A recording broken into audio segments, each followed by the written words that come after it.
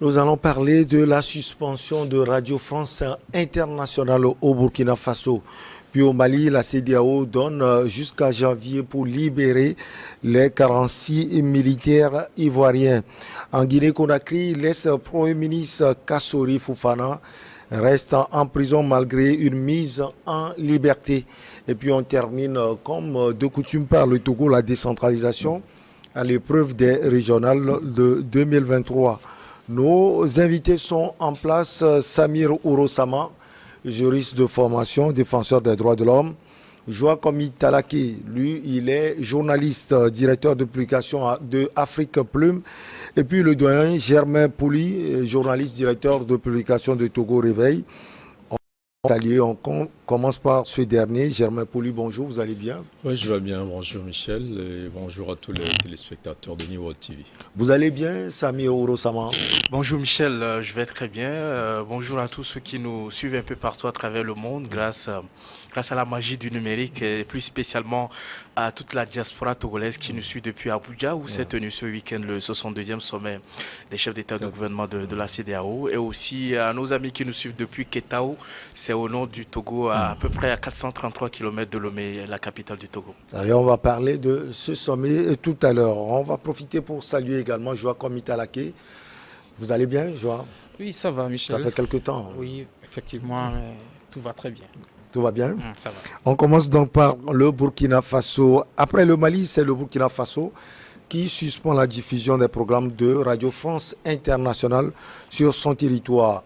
Par voie de communiqué, les autorités indiquent que la suspension est immédiate et jusqu'à nouvel ordre. Elles reprochent à Radio France Internationale un manque de professionnalisme dans le traitement des informations. On va justement écouter le communiqué. Le gouvernement a décidé de la suspension immédiate jusqu'à nouvel ordre de la diffusion des programmes de Radio France Internationale sur toute l'étendue du territoire national. Dans un reportage diffusé ce samedi 3 décembre 2022, Radio France Internationale RFI se fait le relais d'un message d'intimidation des populations attribué à un chef terroriste. Ce média contribue ainsi à une manœuvre désespérée des groupes terroristes en vue de dissuader les milliers de Burkinabés mobilisés pour la défense de la patrie. Alors la décision est tombée. On commence par vous, Samir Ourosama. On a vu ce qui sous-tend, si on peut le dire, cette décision de l'autorité burkinabé. Alors votre regard sur cette décision? Je pense que le premier point de vue qu'on peut avoir sur la question, c'est de s'étonner de cette attitude des autorités de Ouagadougou.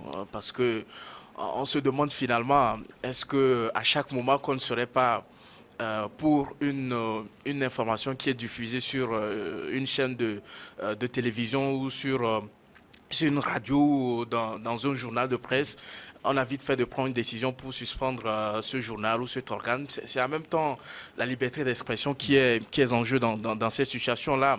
Quand on regarde de près également et qu'on voit les raisons qui sont évoquées par les autorités du Burkina Faso où on reproche à Radio France Internationale, par exemple, d'avoir diffusé une vidéo dans laquelle un responsable du groupe de soutien à l'islam et aux musulmans qui est proche de Al-Qaïda qui prévient qu'il pourrait s'en prendre aux villages qui sont gardés par les bénévoles de défense de la partie, c'est-à-dire ces citoyens-là qui sont considérés comme des supplétifs de l'armée burkinabé.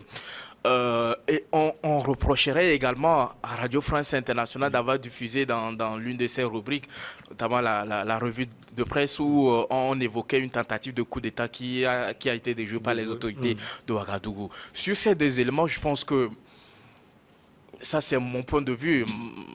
Au-delà de tout, je pense que ça ne constitue pas vraiment des éléments matériels convaincants pour pouvoir suspendre les programmes d'une radio qui on l'avoue, informe des millions de citoyens africains qui sont reconnus comme étant des professionnels dans leur domaine et qui exercent leur métier dans les pays africains comme le Burkina Faso, conformément à la réglementation qui régit le travail des journalistes et puis le fonctionnement des organes de presse. Donc moi, je m'inquiète véritablement. Est-ce qu'il faudrait, à tout moment où on serait contre une décision ou une information qui est diffusée par un organe, on a vite fait, sans toutefois prendre le temps d'écouter, puisque dans les pays comme les nôtres, il y a ce qu'on appelle des organes de régulation qui régulent un peu le secteur des médias et qui est censé jouer un rôle de veille également dans ce sens-là. On n'a pas entendu l'autorité de régulation du Burkina Faso se prononcer sur la question. C'est directement les autorités burkinabées qui prennent une décision de suspendre avec effet immédiat les programmes d'une radio qui émet dans ce pays depuis des années déjà. Donc je m'inquiète véritablement sur la liberté de presse qui est menacée de jour au jour sur le continent africain. Alors, Germain Poulier, vous êtes journaliste. Votre regard également sur cette décision de l'autorité burkinabé.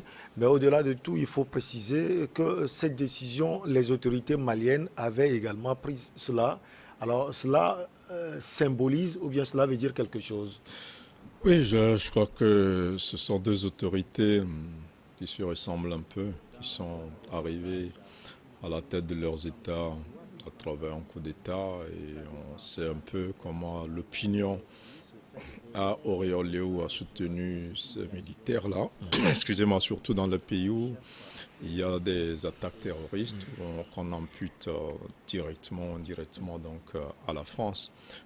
Donc au Mali, ça a été le cas. Au Mali, on a reproché à RFI d'avoir diffusé une information selon laquelle une trentaine de personnes avaient été aspergées, donc de sang s'est brûlé. Et après un certain nombre aussi d'autres informations, les Maliens estimaient que RFI en faisait trop et donc avaient suspendu. Là, ce n'était pas RFI seul, il y avait France 24, France 24 dans les deux médias publics français. Ici, c'est RFI seul, donc qui est dans le viseur des autorités burkinabées. Ça fait deux situations quand même qui se ressemblent, de décisions qui se ressemblent, prises par des autorités militaires qui dirigent dans leur pays et qui viennent, disent-elles, donc combattre en priorité le terrorisme. Et quand vous suivez l'argument de ce communiqué qui a été étayé dans ce communiqué, c'est que ça vient décourager un peu la lutte, la mobilisation qui est faite, surtout ces volontaires-là de défense de la patrie qui s'enrôlent et qui sont engagés à combattre aux côtés donc, des forces de sécurité. On estime qu'une vidéo comme celle-là, qu'on attribue à un de ces chefs terroristes et qui menace donc d'attaquer les villages ou les localités qui sont défendues par ces volontaires-là, donc les autorités de Burkina n'ont pas totalement tort, surtout sur ce point.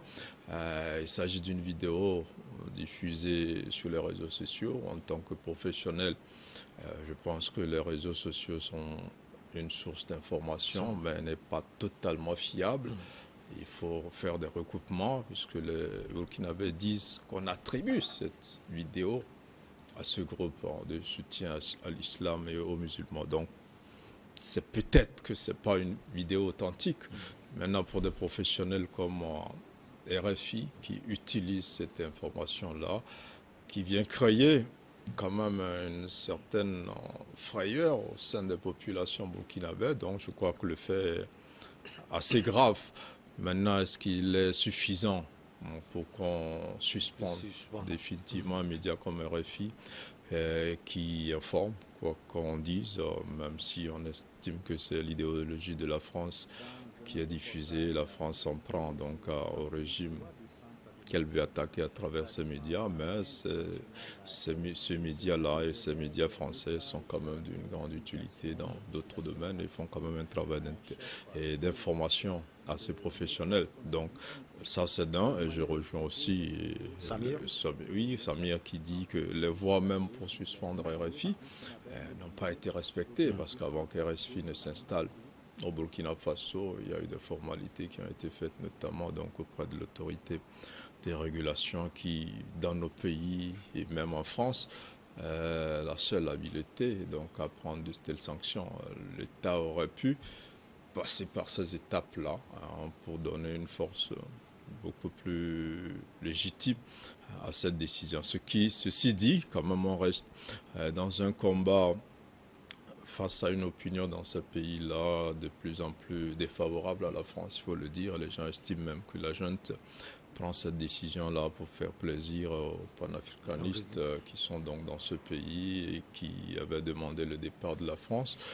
Peut-être qu'ils pourraient se contenter de la suspension donc, de RFI.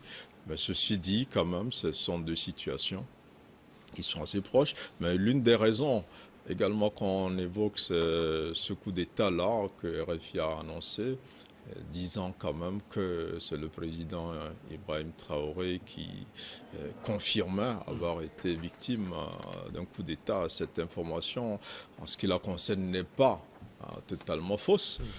Si RFI l'a annoncé, c'est que le président lui-même a eu, donc, lors des échanges avec certains membres de la société civile burkinabé, il est revenu sur cet état de choses, même si après le même porte-parole qu'on a vu lire le communiqué était venu pour estimer qu'un coup d'État était différent des velléités, qu'une tentative de coup d'État est différente des velléités de déstabilisation d'un pays et que donc, je crois quand même que là, peut-être que le capitaine a trop parlé. RFI a relayé une information, ce n'est d'ailleurs même pas le seul média qui a relayé cette information-là.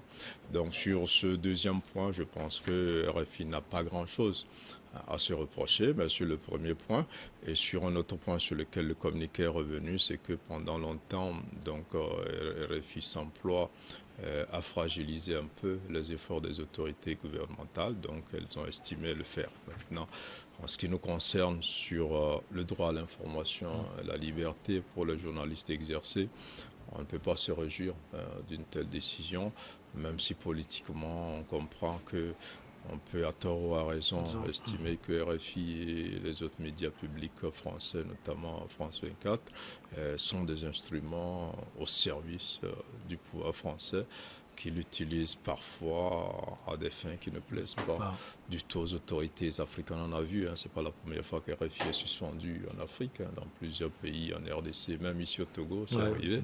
Oui, donc ce n'est pas la première fois. Et ces politiques-là n'ont pas totalement tort par rapport à cette situation. Alors, je vois comme il est attaqué, les autorités reprochent le manque de professionnalisme à Radio France Internationale. Et vous reprochez quoi à RFI? Bien, moi, tout ce qu'ils sont, mes confrères ont dit, je pense qu'ils ont assez déclaré ou développé, déroulé tout ce qui s'est passé. Mais ce qu'il faut ajouter ici, c'est, vous savez, lorsque quelqu'un est à l'agonie, c'est-à-dire quelqu'un en train de se chercher sur le plan sécuritaire surtout, la question de sécurité au Burkina Faso est une question très importante et que toute information qui devrait passer sur la chaîne internationale comme RFI ne devrait souffrir d'aucune velléité de contestation. Mais si les autorités burkinabées ont constaté que RFI, quelque part, a manqué au professionnalisme et avec preuve à l'appui, moi je trouve que en partie, ils ont raison parce que dans le contexte dans lequel ils se trouvent actuellement, le Burkina n'a pas le droit de tolérer une erreur qui se baserait peut-être sur en tout cas des soupçons.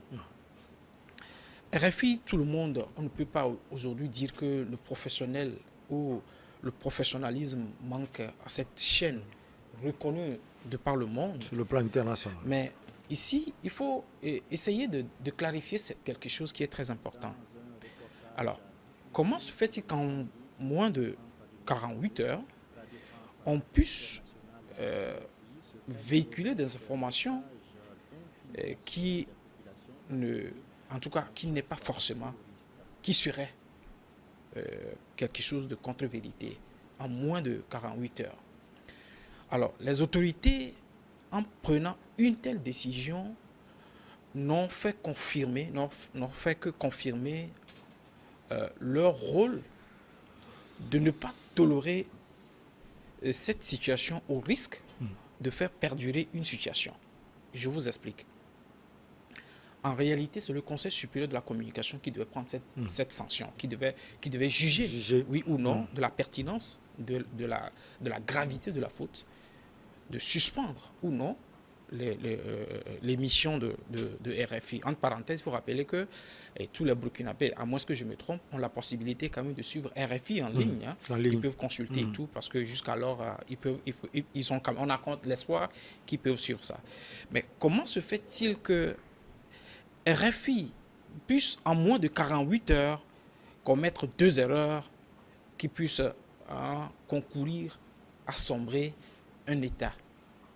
Alors, selon vous, c'était fait sciemment? Je ne dirais pas sciemment, mais 2 fautes qui s'alignent en 48 heures, moi je trouve que c'est à dessein. C'est à dessein ou carrément c'est à dessein inavoué. Parce qu'il faut forcément que l'État burkinabé réagisse pour mettre frein à tout ce qui est en train d'être fait. S'ils ne l'ont pas fait et que en 1 heure plus tard, on annonce encore que Ibrahim Traoré est décédé ou il est mort sur le champ de bataille, moi je trouve que ça serait grave.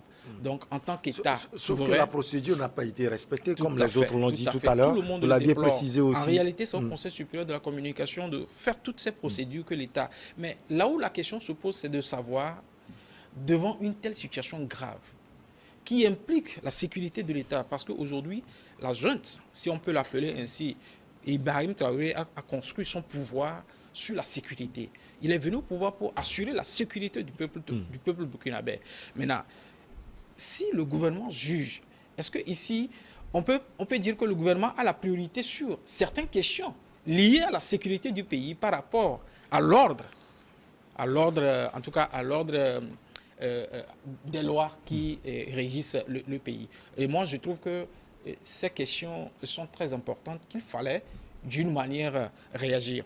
Peut-être, je ne suis pas à la place du gouvernement burkinabé, peut-être qu'en laissant la marge au Conseil supérieur du Conseil, qui est l'organe de régulation des médias au Burkina, qu'en laissant la place à cet organe-là, la procédure prendrait beaucoup plus de temps et qu'il y aurait peut-être une autre information qui risque donc de sombrer le pays, vu la situation. Allez, on va marquer la petite pause. On revient pour la suite avec nos invités.